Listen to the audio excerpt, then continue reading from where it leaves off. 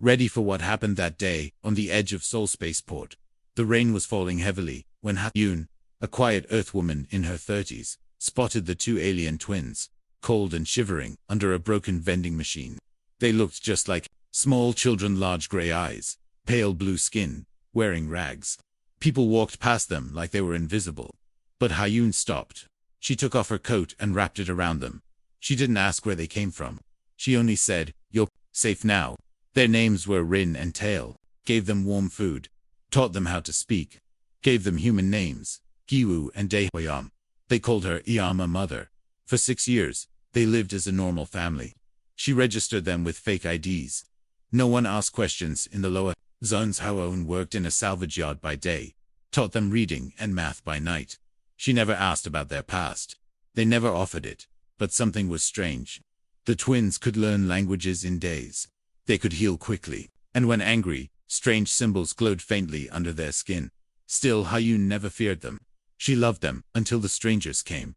It began with a knock at midnight.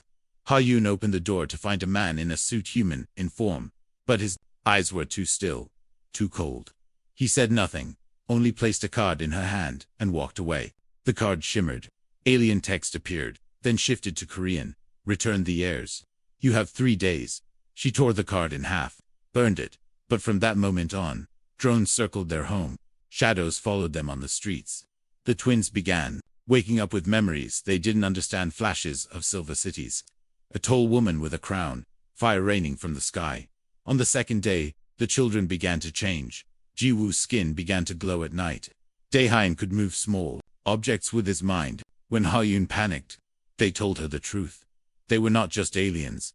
They were the last royal heirs of the Jurulin Empire, once rulers of 12 star systems, now destroyed by civil war. Their parents had sent them away as babies, hidden from assassins. A loyal general crashed their escape pod near Earth. He didn't survive, but the message he sent before dying had finally reached the remnants of the Empire. Some wanted them dead, others wanted them back as puppets, but none expected them to be raised by a human woman. On the third day, a ship landed near the Seoul Dome, black and smooth, shaped like a blade. Soldiers poured out. Not human, not friendly. Ha-Yoon grabbed the children and ran. They chased her through the neon alleys, through old tunnels, through the undergrounds of the city. She got them to the salvage yard where she worked. She sealed them in a hidden pod, gave them the emergency key. "I'm going to buy you time," she said, tears in her eyes. "When the light turns green, go. Find the stars. Remember who you are." They screamed for her to stay, but Ha-Yoon ran out into the open, holding a plasma cutter. She stood alone against a squad of alien assassins. And that's when something happened that shocked the entire galaxy. The children didn't run. They came back. The moment Ha-Yoon was hit, falling to her knees with smoke rising from her side, they screamed. His voice cracked the air. Giwoo's eyes glowed white. The sky above them shimmered and bent. And in a second, a strange ship decloaked above the yard. It was enormous. Covered in gold markings, it responded to their blood. The royal blood. The ship opened, and weapons fired. Not from hatred, but defense. The assassins were vaporized. The galaxy that thought the heirs were weak had just witnessed something it didn't expect. The heirs were alive, and they were angry. They took Ha-Yoon into the ship.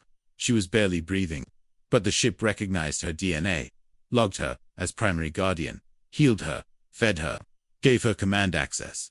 From that day on, everything changed. The twin heirs, poor, homeless, forgotten, now controlled the last living artifact of the royal fleet, the crown vessel, Inside, data archives gave them their full past. Their real names, High Prince Kelrin and High Princess Viral of Jurulin, but they refused to use those names. They were Jiwoo and Daehyun, children of Earth, raised by Har-Eun. Day, had one message to the stars: "We are not yours, we are free." Within days, small rebel planets aligned with them. People who hated the old empire but believed in something new, not domination, unity. A human mother had taught the heirs something no royal bloodline ever had. Compassion. The Alunas became a symbol, a flying city of hope. Jiwoo became a diplomat.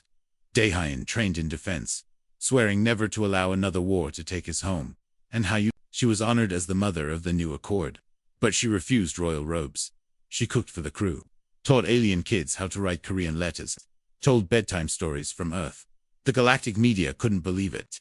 Some called it propaganda, but one thing was clear. The most powerful empire in the sector had fallen then. The two children it abandoned had risen again, because a simple human woman had refused to walk away, and the galaxy would never forget it. HFY indeed.